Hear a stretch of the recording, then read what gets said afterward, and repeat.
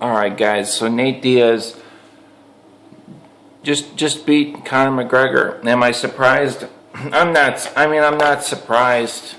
I knew he could beat him. I thought it was very unlikely that he would beat him. It's just like, this is one of those things, it's just, I'm watching this and I'm like, is this reality? Like, is this really happening right now? I have tons of videos on where I said Conor should not leave 145.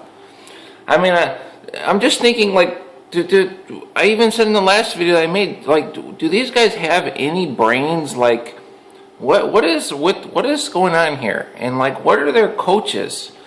Like Conor McGregor, I understand he's all pumped full of testosterone, and his head is all ballooned real big because he's destroyed all these guys. So he thinks he can beat 205ers and he can beat everybody. Well, he thinks all this, but you know, where's your coaches? I mean, doesn't anybody have any sense? And doesn't the UFC have any sense? Dana White have any sense? If you have Conor McGregor, the champion, you know, then you're gonna have him fight these bigger guys, and like, what?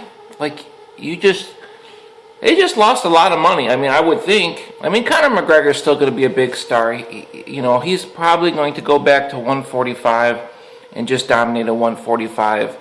So in a way, I mean, at least maybe now he knows. You know what I mean? You know, that being said, he was on his way to beating Nate Diaz, but I mean, guys, look at, you know, Nate needed to take this. You saw how fast Nate submitted him. Of course, he was done at that point. But you see Nate's submission skills. I mean, as soon as he put that choke in, he didn't have to like try and get it in. I mean, it's like boom, like that. He tapped him out. You know, so you wonder, like, you know, how come you're not trying to get it on the ground? When they clinched, Nate seemed to be stronger, but during the whole fight, Nate's getting punished, and he's not trying to take the fight to the ground. And so as a fan, I'm just like, I'm like, dude, why are you not trying to take the fight to the ground? You're on your way to losing this fight.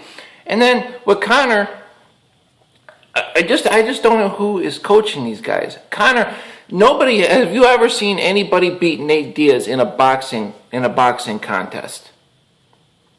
I mean, if there's anybody that can, it's Conor. But have you ever seen anybody beat Nate Diaz in just a stand there and trade punches? No. Conor is not only not really kicking, he's not beating up Nate's front leg. He's not being evasive. That's how you beat the Diaz brothers. You be evasive. I mean, we've seen, you know, Dos Anjos just destroy Nate's front leg. I mean, Conor's got big kicks. He's not even kicking that leg at all. He's not even being evasive at all. So he's not using the strategy that you need to use. He's not even not using it fully. He's not using it at all. And not only is he standing there going to have a boxing match with Nate Diaz, and the same goes for Nate. Nate's standing there having a boxing match with Conor. That's stupid too. This is stupid on both sides. Like, really stupid on both sides. But Conor's standing there having a boxing match with his hands down. I mean, no joke. And I'm just like, and he's winning. It just goes to show, this is just the stupidest thing. Not to mention, you got a guy that's like ranked number 1 fighting a guy that's ranked like 20 or whatever the heck Nate Diaz is fighting. I mean, this whole fight was just so stupid. From you know, it was a great fight. I mean, it's so awesome for if you're a Diaz fan, like, you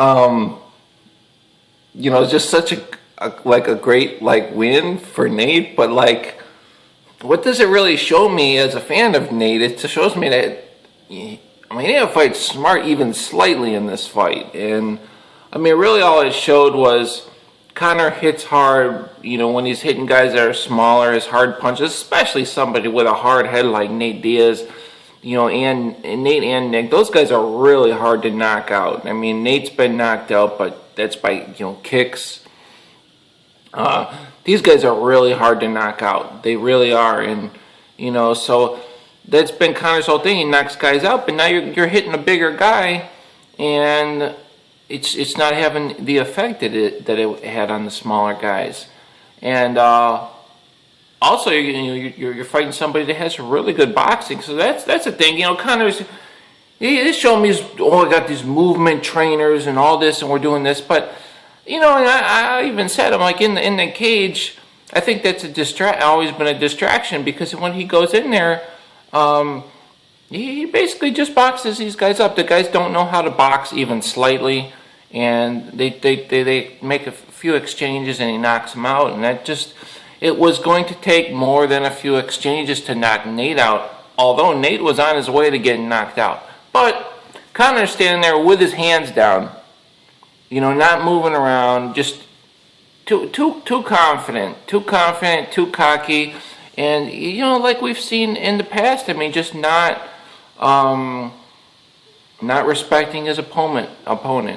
Conor did not respect Nate Diaz's stand up, and he paid for it. And this was just a really, I think the UFC, I think fans will learn from this fight that you're not, you know what I mean? You don't take guys from this division, put them against this one, put them down here, and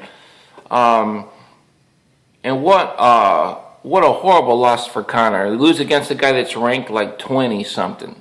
You know what I mean? These are mismatched fights. And this was just stupid on all levels. It was a great fight because I'm a Diaz fan. But man, these Diaz, it did bring us this amazing fight. But like, to somebody that really watches a lot of fighting, I want to see smart fighting, and there was nothing smart about this. It was just like, man, I don't know. I don't know if maybe nobody has any brains. I know Boss Rutan will tell you the same. Boss Rutan's a smart guy. Boss Rutan would tell you the same thing. I'm sure he would say the exact same thing that I'm saying. And crazy, guys. I don't know, just crazy. But, anyway, I'll see you guys later.